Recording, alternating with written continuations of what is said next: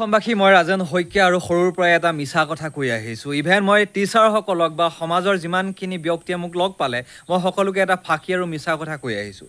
কথাটো এনেকুৱা ধৰণৰ, যেতিয়া মোক মানুহবিলাকে সোধে যেতিয়া ডাঙৰ হৈ তুমি কি কৰিবা, তেতিয়া মই কওঁ যে আমুকটো চাকৰি কৰিম, ইঞ্জিনিয়াৰ, ডক্টৰ।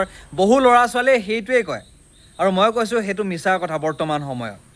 এতিয়া আমি ক'ব লাগে যে মই মন্ত্ৰী MLA হ'ম। মন্ত্ৰী MLA হ'ম বুলি কিয় ক'ব লাগে সেইটো মই কৈছোঁ শুনা। যদি মই আজি মন্ত্ৰী বা MLA হওঁ তেতিয়া বিভিন্ন ধৰণৰ প্ৰজেক্ট বা বিভিন্ন ধৰণৰ কণ্ট্ৰেক্ট মই ল'ব পাৰিম। হাজাৰ হাজাৰ কোটি টকা মোৰ হ'ব। অসমৰ ইটো মূৰৰ পৰা সিটো মূৰলৈ মই য'তেই মন যায় মই ত'তে মাটি কিনিব পাৰিম। মই বিভিন্ন ধৰণৰ কোম্পেনী মোৰ নামত হ'ব। ডাঙৰ ডাঙৰ ঠিকাবিলাক মই ল'ব পাৰিম। বিভিন্ন দেশ ঘূৰিব পাৰিম। বিভিন্নজনৰ লগত মই কথা পাতিব পাৰিম। বিভিন্ন ধৰণৰ আঁচনি আহিব আৰু ডাঙৰ ডাঙৰ যিবিলাক আঁচনি সেইবিলাক মোৰ নিজৰ মানুহক দিব পাৰিম। মই গৰু চুৰো কৰিব পাৰিম। বিভিন্ন ধৰণৰ কাম কৰিব পাৰিম। মই গুণ্ডামি কৰিব পাৰিম। মই চিণ্ডিকেট চলাব পাৰিম। মই কাৰোবাক মাৰিও দিব পাৰোঁ, কাৰণ মোৰ হাতত পাৱাৰ থাকিব। এইবিলাক হৈছে ভুল কনচেপ্ট। আচলতে আমাৰ মানুহবিলাকে মন্ত্ৰী MLA হোৱাৰ উদ্দেশ্যই এটাই যে ডাঙৰ ডাঙৰ ঠিকাবিলাক, ডাঙৰ ডাঙৰ চিণ্ডিকেটবিলাক এইবিলাক চলাব পাৰিব। টকা ঘটাৰ এটা ৱে হিচাপে তেখেতলোকে বাছি লয়।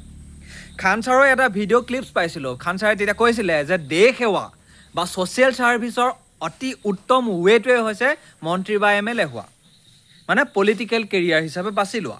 যদি মই মন্ত্ৰী বা MLA হওঁ, মই বিভিন্ন ধৰণৰ মোৰ হাতত ইমান পাৱাৰ আহি যাব যে মই সমাজখনক সলনি কৰিব পাৰিম। মই বিভিন্ন দিশত সাল সলনি কৰিব পাৰিম। মই দেশখনক ভাললৈও নিব পাৰিম, বেয়ালৈও নিব পাৰোঁ। গতিকে ছ'চিয়েল ছাৰ্ভিচ কৰাৰ অতিকে উত্তম ৱেটোৱে হৈছে যে পলিটিকেল হিচাপে তুমি মন্ত্ৰী বা MLA হোৱা। কিন্তু আমাৰ ইয়াত দেখিবলৈ পোৱা গৈছে মন্ত্ৰী বা MLA হোৱাৰ লগে লগে নিজৰ সম্পত্তিবিলাক নিজে গঢ়ি ল'ব।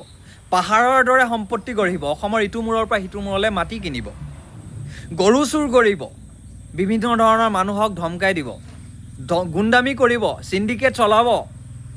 কিন্তু তাৰপিছতো কিন্তু বাচি থাকে। যদি এনেকৈ তেখেতলোকক আমি সুবিধা দি থাকিম তেতিয়াহ'লে আমি বা উঠি অহা নৱপ্ৰজন্মই কিন্তু ডক্টৰ, ইঞ্জিনিয়াৰ, টিচাৰ এইবিলাক হোৱাৰ আশা বাদ দিয়ক।